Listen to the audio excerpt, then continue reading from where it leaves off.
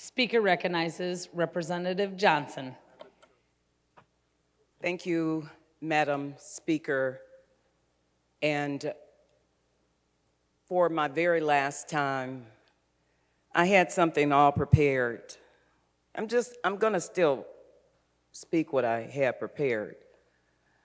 But as I listen to all my colleagues, first of all, I'm so proud of all of you. I'm proud of you for some of you for recognizing the wrongs and how we can, if we just listen to each other, we can make some of those wrongs right. Most of you do not come from the community that I've come from. And just in case you don't know who I am Representative Cynthia A. Johnson. Thank God that name will never be taken from me. That title will never be taken from me. Neither will it be taken from any of you. But I wish I had the types of relationships that most of you have in this room. I wish I did. I have sat at my desk on several occasions. You may not have seen it, but I've seen my colleagues conversate with each other. I know you go on picnics together and Christmas dinners and all that and have family outings and all that. I wish that I had those types of relationships. Maybe if I had those type of relationships, we could have done a lot of great things for not only Detroiters, but for all those who live in the state of Michigan. But sometimes we can be so petty that based on who we are, what our names are, what we look like, and please don't tell me that we are in a colorblind society, because we are not. I know that firsthand. There are some of you in this room right now who owe me an apology. There are some in this room who I owe an apology to. And for anything that I have done to harm you, hurt you, things that you may not have recognized, or things that you can't see them from my eyes. You can't see the pain in my community. You can't see the children walking down blocks and looking at nothing but trash or dilapidated properties. If you can see through my eyes, you will be crying. If you could see through my eyes, or the eyes of those who are black, or the eyes of those who are like Padma, or the eyes of those women who have been abused, who have been dismissed. If you can see through the eyes of the young children who want more than what they have, but they are too dismissed. We have just learned where hate really comes from. And it is not from those men that you clutch your bags when you get in the elevator. So now, I will read what I prepared. Hold all leaders accountable. I don't care who you are. If you know that your colleague is doing the wrong thing, if you know your employee is doing the wrong thing, if you know governmental officials are doing the wrong thing, you cannot be quiet. You cannot be complicit. I've seen it. I've seen it. So I wish I had the relationships that most of my colleagues have. I also wish we would listen to one another. I wish we would try to see through the eyes of each other. The Democrats now have the control of the gavel. I learned, excuse me,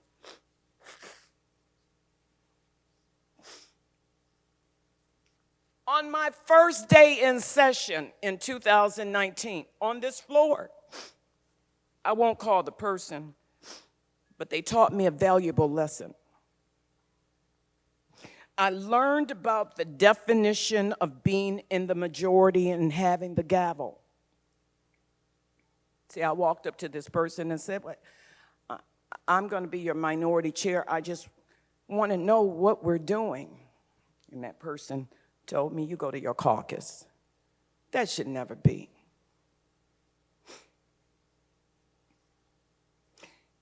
You know, again, I learned about the definition of being in the majority and having the gavel. And when I came on the floor, I'm thinking, in order to get anything done for the people, you have to work with one another. You don't always have to agree with one another. I didn't always agree with my mama. I didn't always agree with my children. They don't always agree with me. But we have a lot of work to do. I hope and pray that this legislature, the 102nd legislature, will work with each other for the good of all Michigan citizens. And trust me, we will be watching. Who's we? Women, LGBTQ communities, community organizations, individuals. We will be observing how power and money are distributed.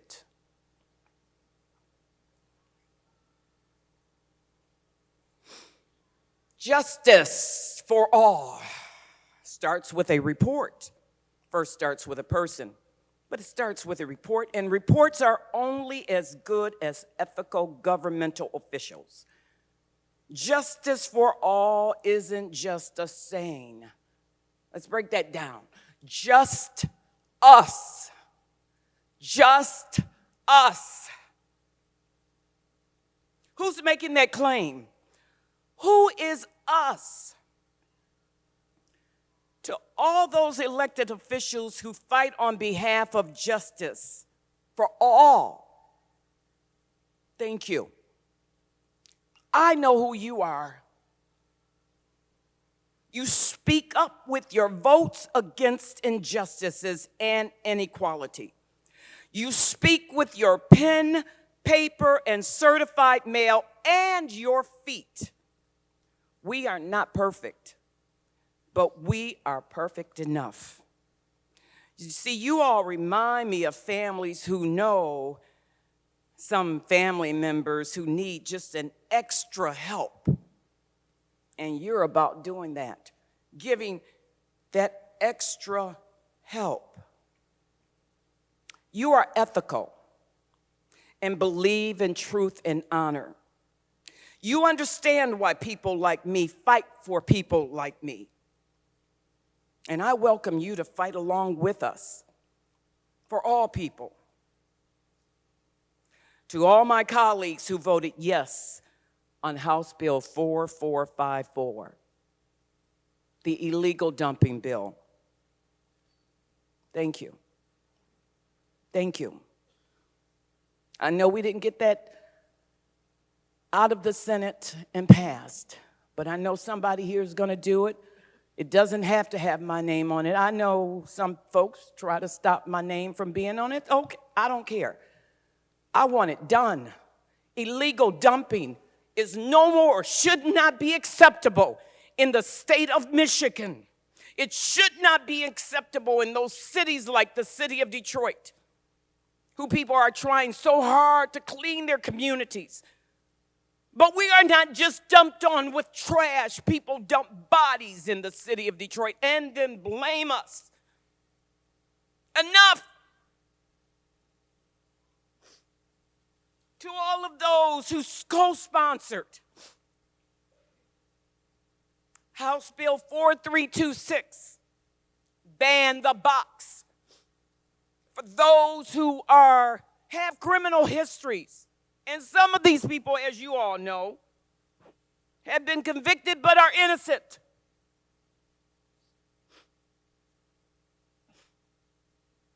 Ban the box is about giving good people with criminal backgrounds real chances at real opportunities for real jobs.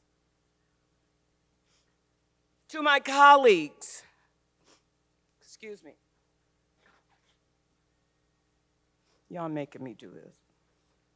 To my colleagues, Yusuf Rabi, Brenda Carter, Shri Tanadar, my new state legislator, Tyrone Carter, Felicia Brayback, Rachel Hood, Karen Whitsett, Jewel Jones,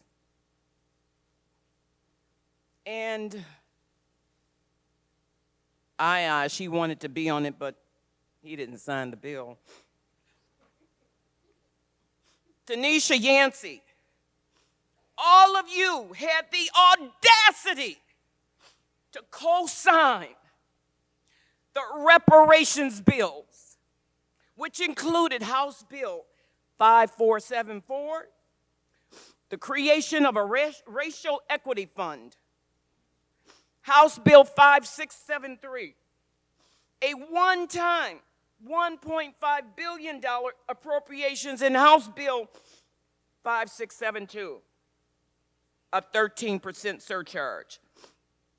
Oh no, this is gonna look awful with me doing all this snotting.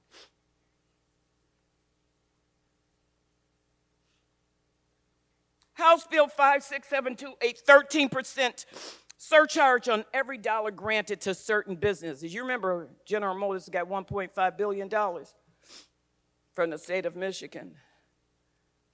If this bill was law, if these bills were law, General Motors would simply have to share in the wealth and give 13% of whatever they're asking for. That's not too much to ask for. That's not too much to ask for with a United States of America who have done so much wrong, and we all know it. None of you are responsible for it. Do know that.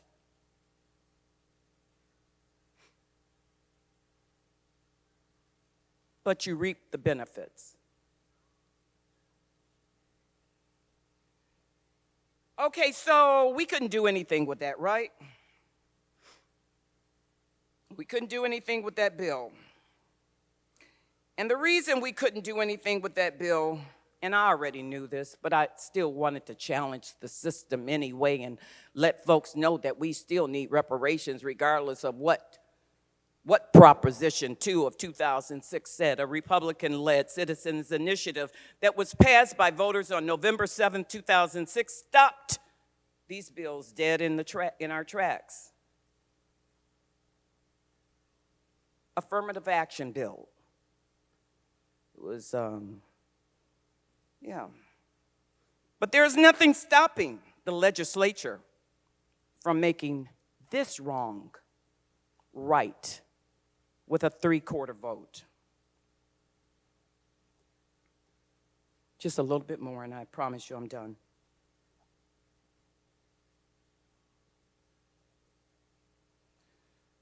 In my mind, I want to sing a song listening to those words. In my mind, when I came to this legislature in 2019, I swear, because of the type of person that I am and the heart that I have and the love that I have for all people, in my mind, I just knew that I could work with anybody, both Republicans and Democrats. That was only in my mind. Many of you I have worked with. Many of you have come to me silently and said, I'm sorry. Many of you have. And for that, I thank you. My prayer is that all legislators work together for the good of our state. There are 110 of you. Y'all gonna do some bad stuff. Y'all bad being good. But I ask you this. Please look out for the Michigan residents. To women. Oh, let me back up. I want to acknowledge Representatives Isaac Robinson. He was my heart, my soul, my love, who worked along with me and Representative Sherry Gay Decknagle and many of you too, against the auto no-fault law. And I thank God that I worked against that. We can all see the damage that that particular law has caused. And finally, but in recognizing someone, I want to recognize Andrea Schroeder. You have no idea how it made me feel when the family came to me looking for me and said that there were 3 people that Representative Schroeder wanted to say goodbye to. And I was one of those people.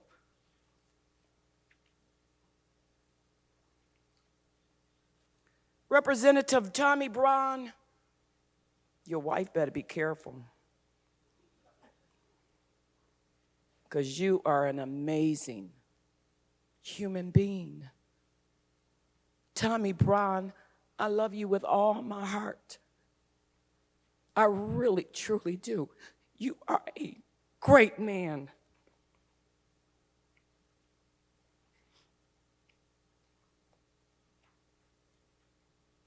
To women, and especially young women,